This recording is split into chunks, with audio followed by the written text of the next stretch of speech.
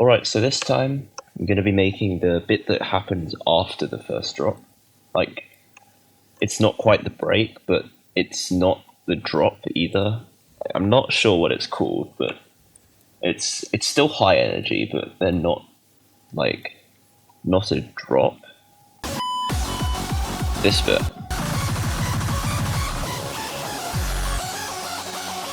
So you have a short build-up,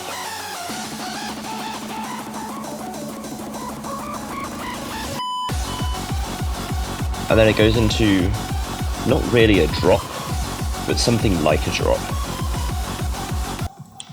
And this bit you can really do anything, like go crazy. So I'm gonna do like, don't know actually, but I'll just make it up as I go along, I guess.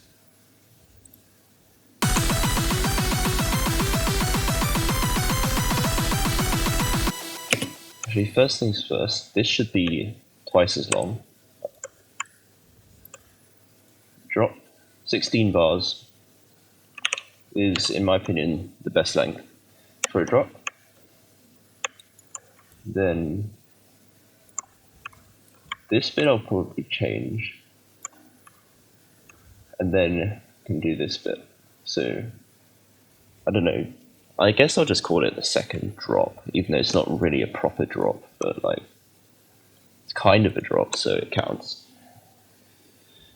So to choose what I shall do here, I don't know. So I'm thinking maybe some kind of like hardcore thing. So I'll just make a kick, and I'll see you when the kick is done.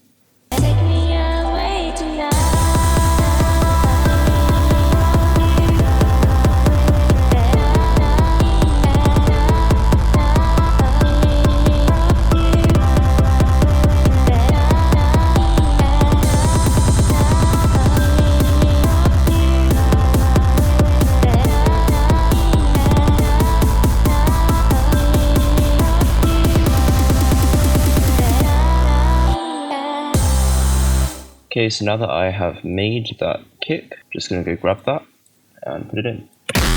And now the idea I'm having for this is the first kick is going to be just a normal kick, like that. But then all the other kicks are going to be that distorted kick. And it's going to like switch up, so kind of like next bit will be kind of dubstep-ish.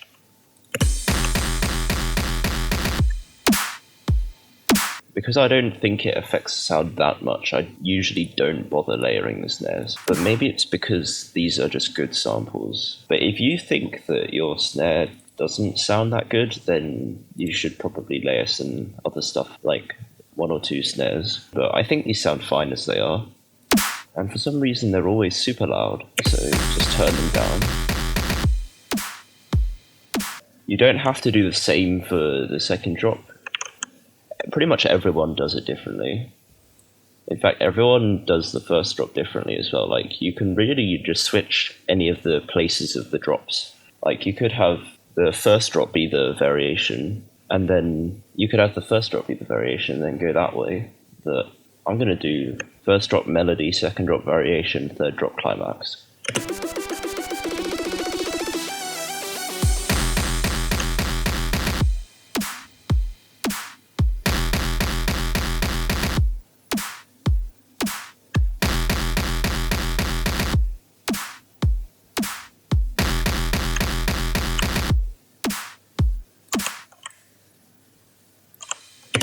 And to make people aware that this second drop is going to be different, you want someone yelling or something like that in this section here, so that people know that it is going to be a different drop. So just grab a vocal of some sort. Okay, so I think this one could work. Drop that fucking shit now! Just need to put it at the correct speed. So here's a life hack for structuring samples. Here it says 174 BPM, project tempo 220 BPM. So, super easy way to get this to the project tempo without doing any fiddling around with like this menu. Set the project tempo to the sample tempo, this case 174, stretch, set it back to the project tempo, Drop that fucking shit now! boom, stretched. And then I can just stick that in. Drop that fucking shit now!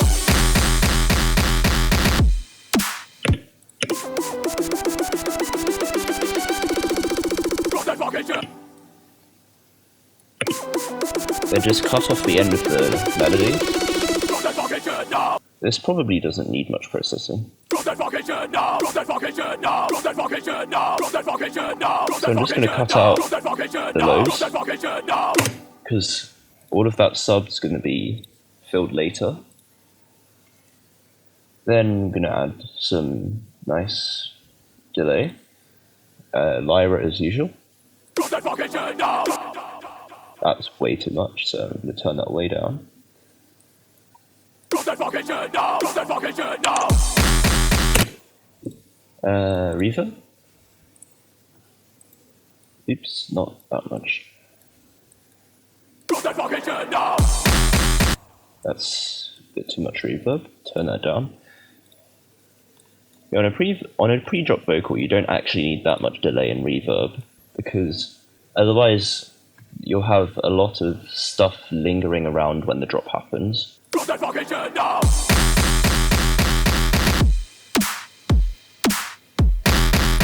So yeah, there we go. Then I'm going to compress OTT as usual. Drop that fucking shit now! And just an EQ before the OTT. Drop that fucking shit now! Let's reduce. Drop that fucking shit now! Actually, I think I'll boost that. Then reduce the highs a bit. Drop that fucking shit now! There we go. So that's a nice vocal. Drop that fucking shit now! And now I'm going to have some sort of dubstep growl in these sections. So to make that, I'm going to get another serum. And now I do have a few presets, which I like to use. I made some of them myself. Others are just edited versions of other presets. Although I can't remember what half of them are, actually. This one could work. Yeah, that sounds pretty good. It's a bit loud, though. Let's turn that down. So the important thing to think about when making dubstep-based patterns, in my opinion, is how they work with the drums. So in this case, for example, I think that the bass would work. Actually, having it one octave higher sounds better. Having it after the second kick rather than the first kick, I think is a bit better. If I actually put it in the right position. So there we go. And to make this, what I did was I got a sine wave, then used the table edit. And if you click these things, it doesn't show up now because this is technically an imported wavetable. But if you just get a clean sine wave, I'll just open up a new serum, and if you get a clean sine wave, like this, then bin 1, and then you can edit these values around here, and that's what gives it those tiny bumps. So I'm using this with no level, and that is frequency modulating this triangle wave, which is set to -2 octaves, the other one's set to -1, so the sine is 1 octave higher than the triangle. After that, I've got this automation, not automation, this LFO, that controls how much frequency modulation there is. And that's what makes it have that wah wah wah wah sound. Then there's also this filter, which is doing pretty much the same thing, making that wah wah wah sound, but this time it's doing it by cutting off some of the high frequencies as the frequency modulation changes. So you can hear without them, it's literally just a sound. Then there's the zero square distortion with a pretty high drive level, which distorts it. And then a hyperdimension to add stereo.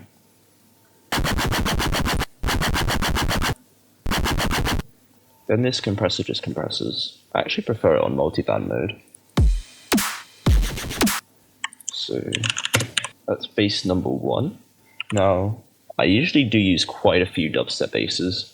So for the second bass, I think I'll just make this one from scratch actually.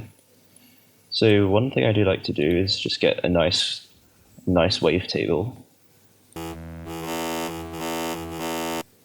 Then I can just grab some random thing.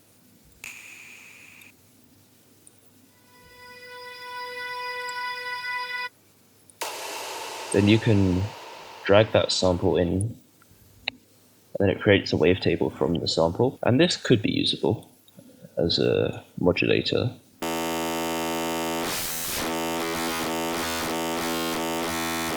Actually sounds not bad.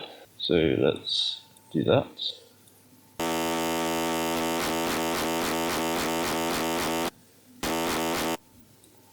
If I just invert the LFO like that.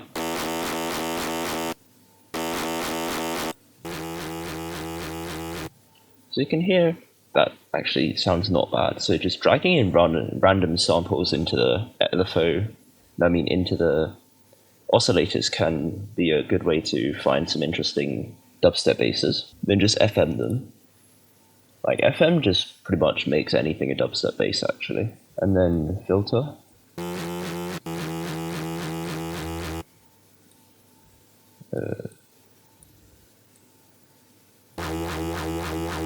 Wow. Then a distortion, I think. 0 square generally is my favorite. And I think I could bring out the wow a bit more by using peak.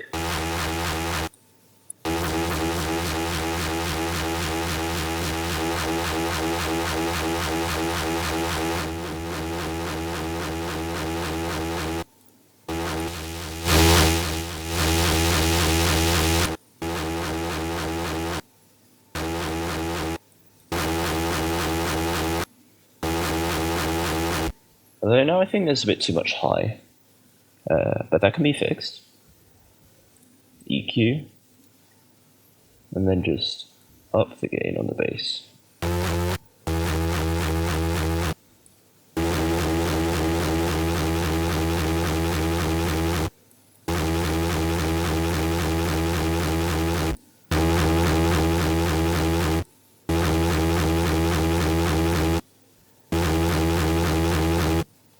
Then I can also actually automate this, I think.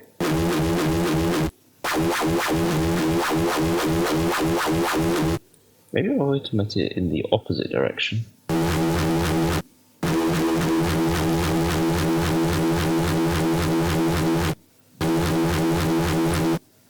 Okay.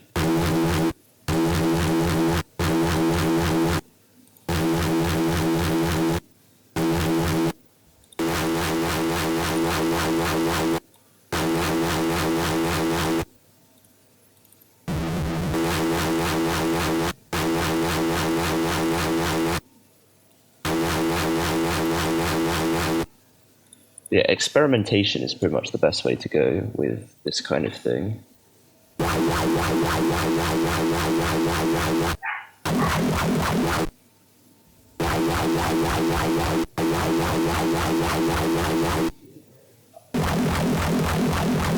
Like changing octaves.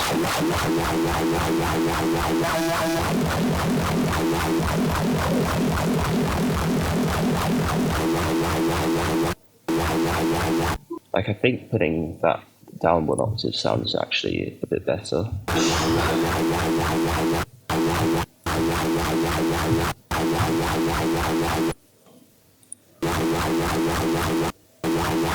Although this is going to need quite a bit of extra effects. Actually, hearing it with the kick, I think having the LFO the other way up was actually better.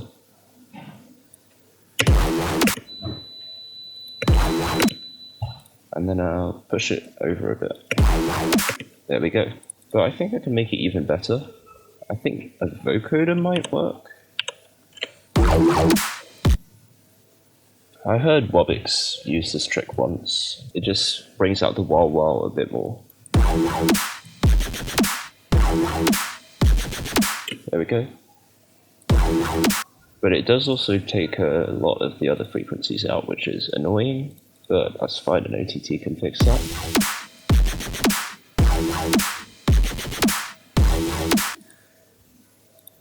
And an EQ.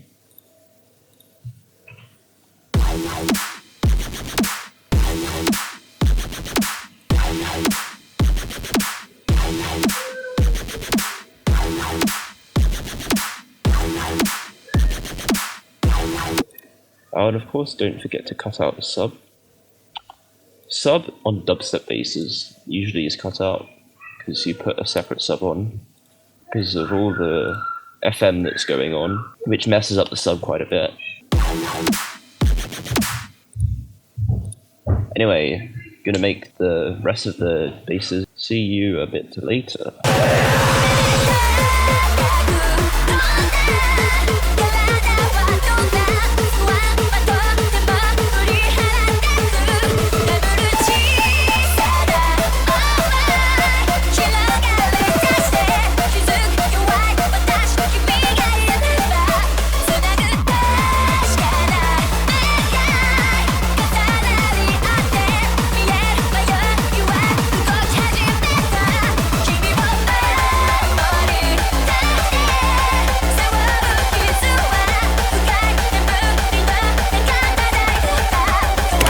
There we go. 5 basses sound like this. Then for the other ones, I will change the order. So the third one is the same as the first. The second one is different.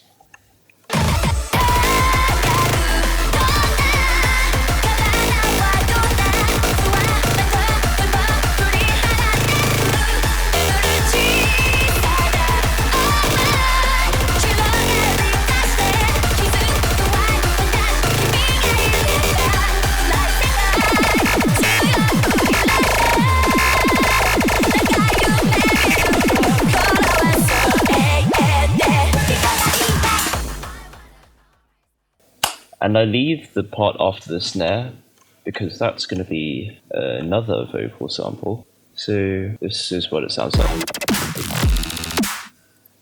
you can see, I added in a different bass this time.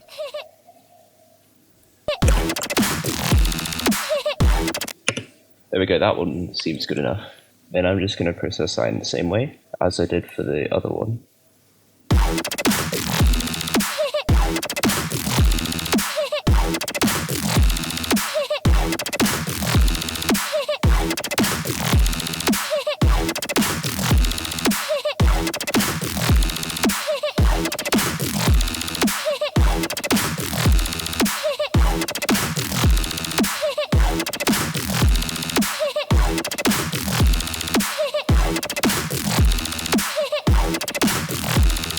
This one is actually going to need slightly more processing because it's not a sample designed for producers, but it's actually, I think, from an Osu.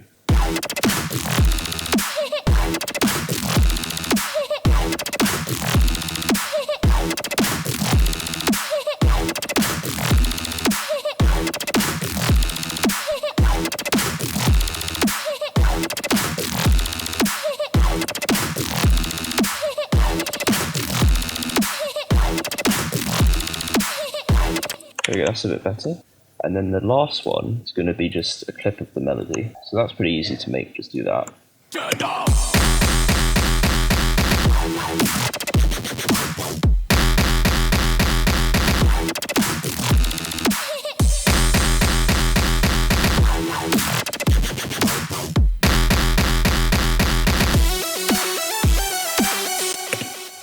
And then in the second half of the drop, you want some sort of offbeat chant, like, hey, hey, that kind of thing. And I have too many of those samples. So because the tempo is so high, it's not really offbeat, like it's every second beat, but it counts as offbeat.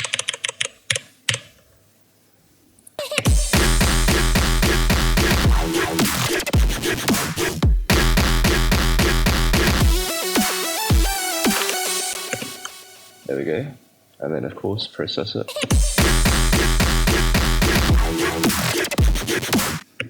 Actually, what I could do is have the full vocal there.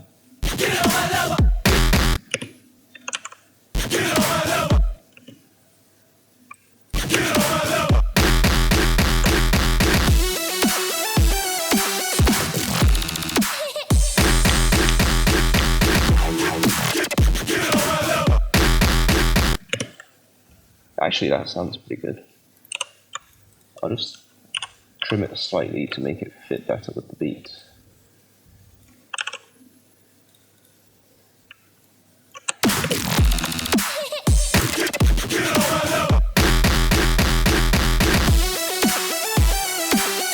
There we go. Can hear stuff is a bit loud at the moment, but that's fine, I can adjust it later.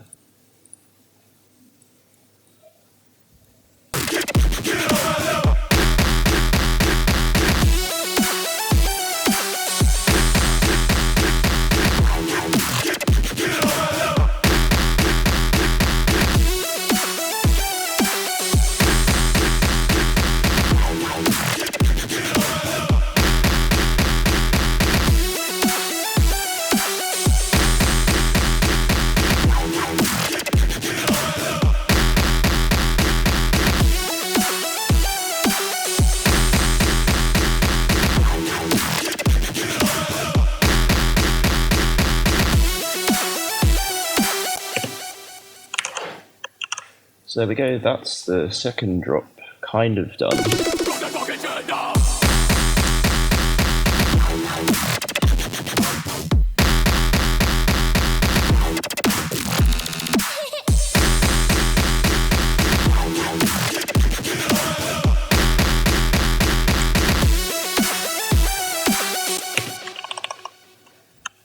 And one thing to keep in mind, you can make the vocal samples related, but they really don't have to. And sometimes having them unrelated makes the track better, in my opinion, because it feels more chaotic and fun. So anyway, that's all for now. Adios, amigos.